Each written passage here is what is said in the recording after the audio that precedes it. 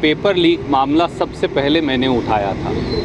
उस दिन भी जब पेपर चल रहा था तो वो सारी चीज़ें उजागर करके मैंने ये कहा था कि ये 5 बजे पेपर ख़त्म होगा, पर पेपर तो पहले ही लीक हो चुका और सरेआम बिक रहा है। कड़वा सत्य ये है कि ना पर्ची ना खर्ची का वादा कर सत्ता में आए श्री मनोहर लाल खट्टर और दुष्यंत चौटाला जी ने हरियाणा के युवाओं के भविष्य को पेपर माफिया की ड्योढ़ी पर बेच दिया है। अब हरियाणा में गुण और दोष के आधार पर नौकरी नहीं मिलेगी। अब हरियाणा में आपके माता पिता और आप कितने रुपयों में पेपर खरीद सकते हैं इसके आधार पर नौकरी मिलेगी। पहले तो कहते थे कि सिफारिश पर पर्ची शायद आपको मिलती है, पर अब तो सीधे सीधे पेपर बेचने का आलम है। आप बताइए, 7 साल में 28 पेपर बिक चुके, क्या एक भी पेपर माफिया या पेपर बेचने वाले गुंडे को सजा मिली? आज भी ये जो कांस्टेबल का पेपर बेचा गया, जिन बच्चों ने पेपर खरीद लिया लोभ में, लालच में, इस लालच में कि रोजगार मिल जाए, उन सबको तो जेल के अंदर बंद कर दिया। उनका क्या कसूर है? कसूर तो उनका है जो हरियाणा स्टाफ सिलेक्शन कमीशन में बैठे हैं और जिनकी नाक के नीचे से खट्टर साहब और दुष्यंत चौटाला जी की नाक के नीचे से पेपर बिक रहे हैं। आज तक कोई एफआईआर दर्ज हुई, उसकी चार्जशीट नहीं हुई। आज तक किसी दोषी को 7 साल से सजा नहीं मिली। हरियाणा में रोजगार नहीं, पेपर बेचने और रोजगार बेचने की दुकान भाजपा जजप्पा चला रही है। वो कितनी भी लीपापोती कर लें कानून बनाकर नहीं, जो सफ़ेद पोश हरियाणा के सचिवालय में बैठे हैं और हरियाणा स्टाफ सिलेक्शन कमीशन पर एफआईआर दर्ज करवा, उसे भंग करवा और जज से इसकी जांच करवा ही इसका हल होगा। आप मुझे ये बताइए, श्री दुष्यंत चौटाला पेपर माफिया की जांच से घबरा क्यों रहे हैं? क्यों वो बयान दे रहे हैं कि ना सीबीआई से जांच नहीं करवानी चाहिए? दाल में काला है या पूरी दाल काली है? अनिल विज तो प्रदेश के गृह मंत्री हैं, उनका कहना ये है कि हरियाणा की पुलिस जांच करने के योग्य नहीं है। प्रदेश का गृह मंत्री ने फतवा पास कर दिया अपनी पुलिस की निष्पक्षता पर मुख्यमंत्री और उप मुख्यमंत्री मनोहर लाल खट्टर साहब और दुष्यंत चौटाला जी वो क्यों सीबीआई जांच से डर रहे हैं? इससे ये साफ नहीं हो जाता कि पेपर माफिया को किसका संरक्षण प्राप्त है।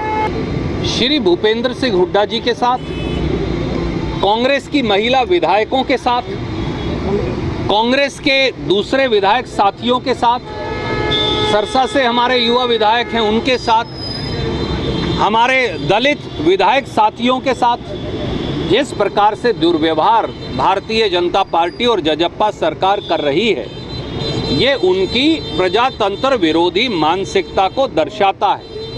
ये उनकी तानाशाही रवैये के अनुरूप है।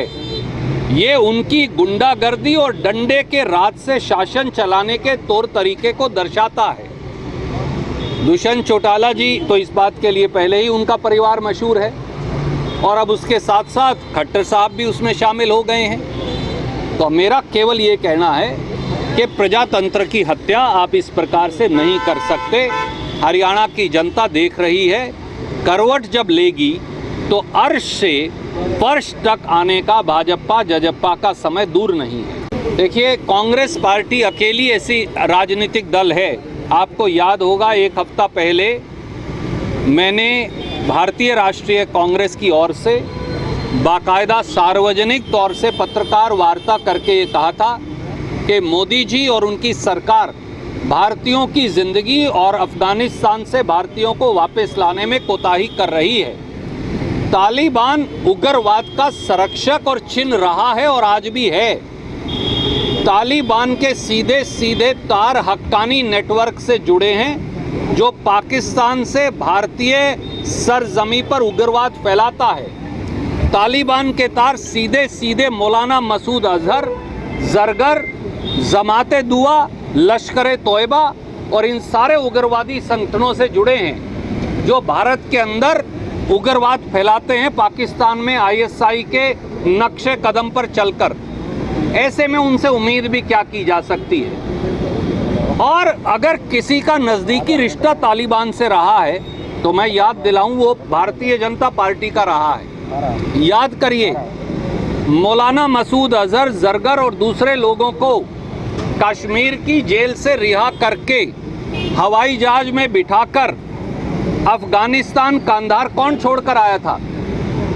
भारतीय जनता पार्टी की सरकार छोड़कर आई थी।